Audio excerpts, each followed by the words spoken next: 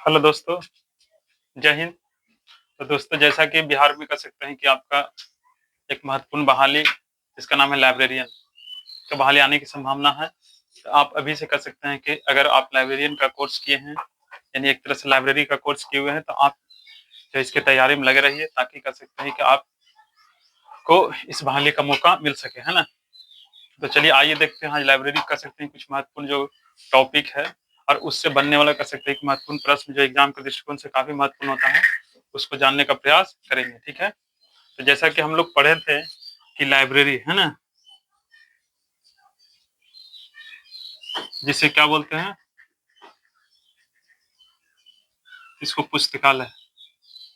Library क्या बोलते हैं? पुस्तकालय। इन पुस्तकालय क्या है? तो आप कह सकते हैं कि कलेक्शन कलेक्शन ठीक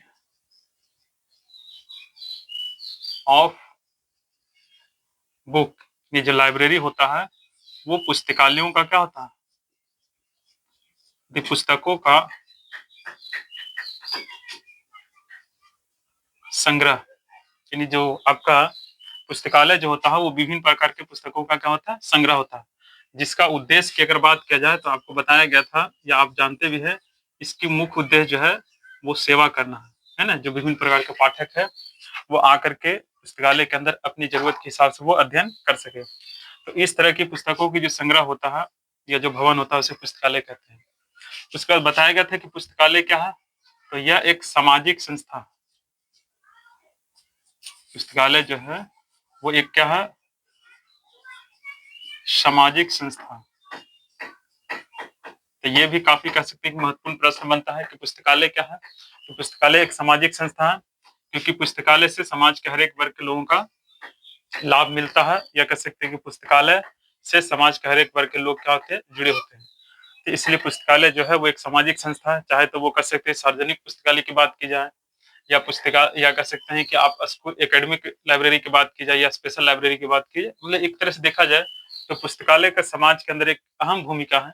तो इसके लिए जो है कि पुस्तकालय को एक सामाजिक संस्था के रूप में कहा जाता है। देखिए, ऐसे प्रश्न को रटा नहीं जाता। आप पुस्तकालय की वैल्यू या पुस्तकालय के काम या पुस्तकालय का जो महत्व है, आप उससे इसका कर सकते हैं कि कुछ जानकारी जो है आप सिंपल तरीका से रख सकते हैं कि पुस्तकालय एक सामाजिक संस्था है। अब पुस्तकालय से संबंधित कर सकते हैं कि दो एक महत्वपूर्ण प्रश्न बना था कि पुस्तकालय जो है वो ग्रीक जो आपका भाषा है ना, ग्रीक भाषा किस शब्द से लिया गया था? तो जो आपका लाइबर शब्द है उससे आपका लाइब्रेरी शब्द को जो है लिया गया है। तो आपसे प्रश्न बनता है कि ग्रीक भाषा के किस शब्द से लाइब्रेरी का जन्म हुआ है? तो लाइबर हो गया। फिर एक दूसरा था आपका फ्रेंच। फ्रेंच यानी फ्रेंच भाषा के लिब्रा, है ना। फ्रेंच भाषा से यदि फ्रेंच भाषा कह सकते हैं कि लिब्रा जो शब्द है, ये जो शब्द है इससे आपका कह सकते हैं कि लाइब्रेरी शब्द का कह सकते हैं कि लिया गया है। तो ये दो काफी महत्वपूर्ण प्रश्न बनता है कि ग्रीक भाषा के किस शब्द से लिया गया है? तो लाइबर शब्द से। और फ्रेंच भाषा किस शब्द से लिया गया है? तो लिब्रा शब्द से, है ना। तो इतना बात हम लोग याद रखेंगे। आज हम लोग देखेंगे, एक कह सकते हैं कि लाइब्रेरी का महत्वपूर्ण टॉपिक है जिसका नाम है आईएलए, और उससे संबंधित बनने वाले जो कुछ महत्वपूर्ण प्रश्न है उसको हम लोग देखने का प्रयास करेंगे, सीखने का प्रयास करेंगे। तो आप इस वीडियो में शुरू से अंत तक बने रहिए, ताकि आप यहाँ से कुछ महत्वपूर्ण प्रश्नों को जान सके, जो एग्जाम के दृष्टिकोण से काफी कह सकते हैं कि हेल्पफुल है। ठीक है, आप इसे ध्यान रख सकते हैं।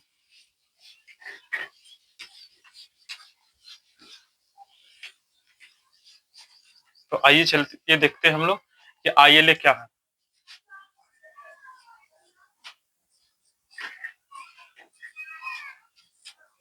है ना। तो सबसे पहला जो प्रश्न बनेगा ये बनेगा कि आईएलए का जो फुल फॉर्म है वो क्या होता है। ठीक है, तो ये सबसे पहला प्रश्न बनेगा। तो इसका जो फुल फॉर्म है वो आपको याद रखना है। आईएलए का फुल फॉर्म है इंडियन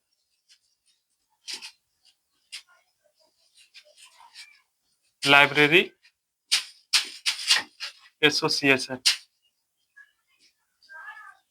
ठीक है, तो आपका पहला और महत्वपूर्ण जो प्रश्न बनेगा वो ये बनेगा कि आईएलए का फुल फॉर्म क्या होता है, ये पूछा जाता है एग्जाम में, आप इसे याद रखिएगा। इसे हिंदी में आप कह सकते हैं भारतीय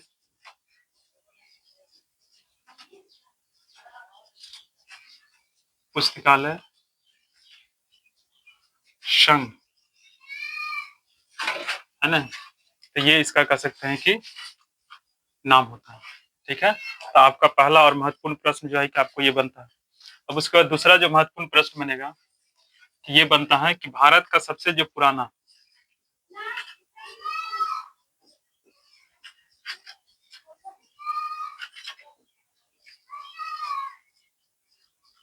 भारत का सबसे पुराना और बड़ा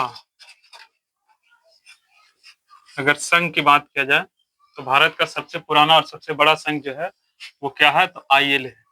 ठीक है, ये दूसरा काफी महत्वपूर्ण प्रश्न बनता है। पहला तो ये बना कि आईएलए का पूरा नाम क्या है, दूसरा है कि भारत का सबसे पुराना और सबसे बड़ा कह सकते हैं कि जो एक संघ है उसका नाम क्या है, तो उसका नाम है आईएलए, है ना। तो ये दो महत्वपूर्ण प्रश्न बनता है। अब तीसरा ये बनेगा कि आईएलए की स्थापना कब होता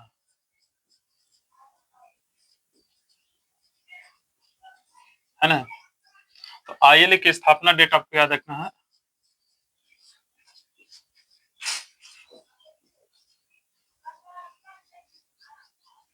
13 सितंबर 1933। ठीक है, इसके पीछे की कहानी है, ठीक है, कि आईएलए की कह सकते हैं कि जन्म, या कह सकते हैं कि उसकी एक कंसेप्ट, या उसका कह सकते हैं कि जो स्थापना है वो कैसे हुआ। ठीक है, तो आपका ये कह सकते हैं कि एक महत्वपूर्ण कह सकते हैं कि ऑब्जेक्टिव बनता है कि आईएलए की स्थापना कब होता है, तो 13 सितंबर 1933 का। ठीक है, उसके बाद और आगे इससे कह सकते हैं कि महत्वपूर्ण प्रश्न है जिसे हम लोग देखेंगे। तब तक आप इसे नोट भी कर सकते हैं या इसे आप याद रखिएगा, ध्यान में रखिएगा कि आईएलए जो है के बारे में ये कुछ महत्वपूर्ण जो जानकारी है इसे आपको ध्यान रखना।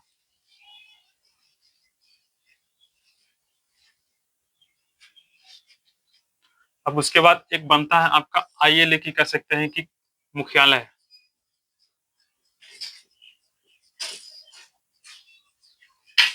जिसको HQ हेड क्वार्टर।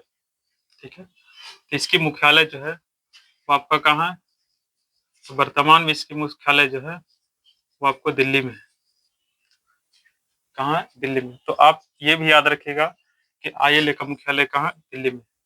हालांकि आईएलए की स्थापना की एक कहानी है, कहानी क्या है तो उसको हम लोग यहाँ पर भी जानने का प्रयास करेंगे, लेकिन आप इतना बात को ध्यान रखिएगा क्योंकि ये एग्जाम के दृष्टिकोण से काफी महत्वपूर्ण है। ठीक है, तो आइए चलिए देखते हैं कि आईएलए की स्थापना जो है वो किस प्रकार से हुआ।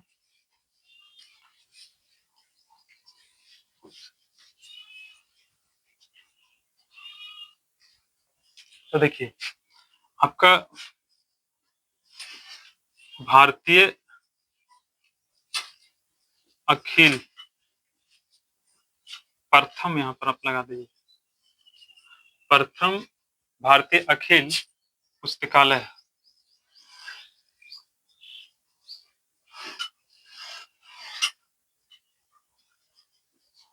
सम्मेलन 1933 में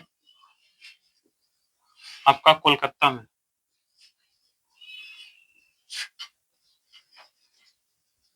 हुआ था। ठीक है, और इसी के कह सकते हैं कि इस सम्मेलन के कह सकते हैं कि अवसर पर आपका कह सकते हैं कि आईएलए की कह सकते हैं स्थापना होता है। तो देखिए, आपसे प्रश्न पूछा जा सकता है कि किस सम्मेलन से आपका कह सकते हैं कि आईएलए की स्थापना होता है, तो वो सम्मेलन है प्रथम भारतीय अखिल पुस्तकालय सम्मेलन, जो 1933 में होता है। और ये कहाँ होता है, तो ये होता है आपका, ये होता है कोलकाता में होता है। ठीक है, तो आपका कह सकते हैं कि ये भी एक महत्वपूर्ण प्रश्न बनेगा कि भारत में कह सकते हैं कि पहली बार जो पुस्तकालय सम्मेलन होता है वो कब होता है, 1933 में, और कहाँ होता है, तो कोलकाता में। ठीक है, और इसी सम्मेलन से आपका कह सकते हैं कि ILA की कह सकते हैं कि स्थापना होता है। ठीक है, ILA की और कह सकते हैं कि जो महत्वपूर्ण जानकारी है उसे भी हम लोग आगे जानेंगे। तो आप इस तरह से कह सकते हैं कि ये जो महत्वपूर्ण जानकारी है आप इसे नोट डाउन कर सकते हैं, या तो आप इसे ध्यान में रखिएगा क्योंकि एग्जाम के दृष्टिकोण से काफी महत्वपूर्ण है।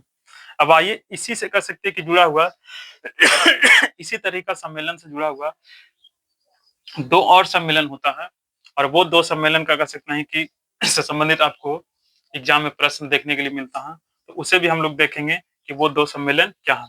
तो एक सम्मेलन ये हो जाता है कि प्रथम भारतीय अखिल सम्मेलन जो है, प्रथम भारतीय अखिल पुस्तकालय सम्मेलन कब होता है? 1933 में, और कहाँ होता है? कोलकाता में। अब दूसरा एक और होता है, ये भी कह सकते हैं कि प्रथम भारतीय सार्वजनिक पुस्तकालय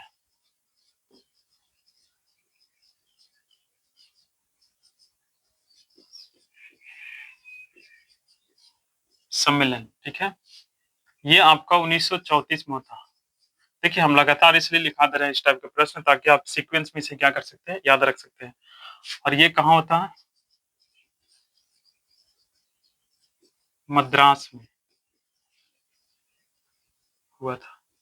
ठीक है, तो ये भी कह सकते हैं कि आपका एक दूसरा कह सकते हैं कि महत्वपूर्ण प्रश्न बन जाता है कि जो सार्वजनिक पुस्तकालय सम्मेलन हुआ वो कब होता है? 1934 में, जस्ट एक साल बाद इसका होता है। और ये कोलकाता में हुआ था, ये कहाँ होता है? मद्रास में। ठीक है, एम से कह सकते हैं कि मद्रास, और एम से कह सकते हैं क्या बोल सकते हैं, एम से मैन, और सार्वजनिक मतलब कि जहाँ पर सभी आदमी लोग इकट्ठित होते हैं। ठीक है, तो आप इस तरह से इसको याद रख सकते हैं।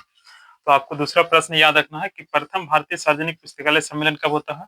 तो ये होता है 1934 में, और ये कहाँ होता है? तो ये होता है मद्रास में। अब इसी तरह से एक और सम्मेलन है जो काफी महत्वपूर्ण सम्मेलन है, और इसे भी कह सकते हैं कि आप एग्जाम के दृष्टिकोण से इसे आप याद रख सकते हैं। ठीक है, तो आइए चलिए उसको भी देख लेते हैं साथ में। तो आप ये दो सम्मेलन को आप ध्यान में रखिएगा। अब देखिए तीसरा जो सम्मेलन है वो आपका किस क्या है और किससे संबंधित है उसे भी आप ध्यान में रखिएगा। ठीक है, तो आप इसे नोट कर सकते हैं या आप इसे स्क्रीनशॉट ले सकते हैं। ठीक है,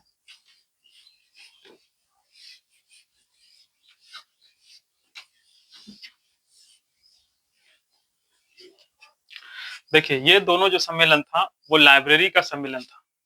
ठीक है, लाइब्रेरी यानी आपको जो पुस्तकालय भवन होता है ना, उसे आप लाइब्रेरी कहते हैं। लेकिन उसके अंदर जो काम करने वाला व्यक्ति होता है, या कह सकते हैं कि जो उस लाइब्रेरी को चलाने वाला व्यक्ति होता है, जिसे लाइब्रेरियन कहा जाता है। तो ये तीसरा जो सम्मेलन है वो आपको लाइब्रेरियन से संबंधित है। तो प्रथम भारतीय अखिल, अखिल का मतलब पूरा होता है। ठीक है, प्रथम भारतीय अखिल पुस्तकालय अध्यक्षों,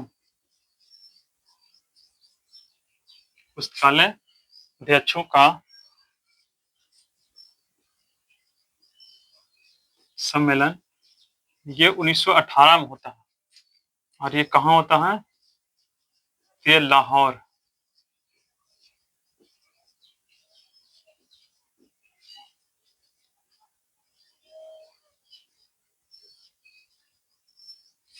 ठीक, ये लाहौर में हुआ था। ठीक है, तो ये तीसरा आपको कह सकते हैं कि महत्वपूर्ण प्रश्न है जिसे आप याद रख सकते हैं कि जो प्रथम लाइब्रेरियन है ना, पुस्तकालय अध्यक्ष का मतलब क्या था? लाइब्रेरियन।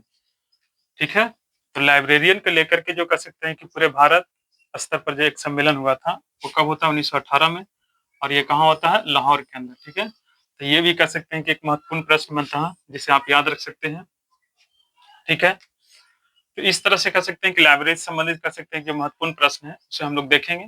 ये आपको ILA का एक कह सकते हैं कि पहला पार्ट है, और इसका एक दूसरा पार्ट भी बनाया जाएगा क्योंकि वीडियो लंबा हो जाएगा। तो इसलिए कह सकते हैं कि आज की इसकी जानकारी यहीं तक रखते हैं, और इसके अंदर कह सकते हैं कि कुछ महत्वपूर्ण जानकारी है जिसे हम लोग अगले नेक्स्ट वीडियो के अंदर देखेंगे। ठीक है, जिसमें कह सकते हैं कि ILA का कुछ कह सकते हैं कि जो जनरल वगैरह है, या ILA की कह सकते हैं कि प्रथम अध्यक्ष, आप उसे भी देख सकते हैं कि देखिए ILA की अगर बात किया जाए तो दो और महत्वपूर्ण जानकारी है जिसमें आप कह सकते हैं कि इसकी प्रथम अध्यक्ष है ना, इसका प्रथम अध्यक्ष जो था वो कौन था, तो डॉक्टर एमओ थॉमस। ठीक है, लेकिन इसका प्रथम कह सकते हैं कि अगर सचिव की अगर बात किया जाए तो वो के एम असादुल्ला।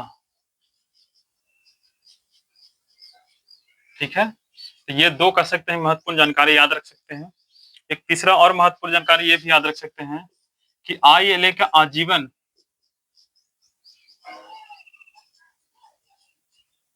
प्रथम आजीवन आजीवन जो सदस्य बने है ना, वो कौन बने, तो वो बने थे डॉक्टर SR रंगनाथन। तो आप इस तरह से इसको कह सकते हैं कि याद रख सकते हैं। तो इस तरह से कह सकते हैं कि ILA की कुछ महत्वपूर्ण जानकारी था जो आपको एग्जाम के दृष्टिकोण से काफी महत्वपूर्ण है। अब नेक्स्ट वीडियो के अंदर कह सकते हैं कि इससे जुड़ा हुआ जो कुछ बचा खुचा है उसे हम लोग पार्ट 2 के अंदर देखेंगे। तो आशा करते हैं कि आप इस तरह से कह सकते हैं कि जो दी गई जानकारी है उसे आप ध्यान से सीखे होंगे, समझे होंगे और एग्जाम के दृष्टिकोण से इसे ध्यान रखिएगा। तब तक के लिए जय हिंद, जय भारत।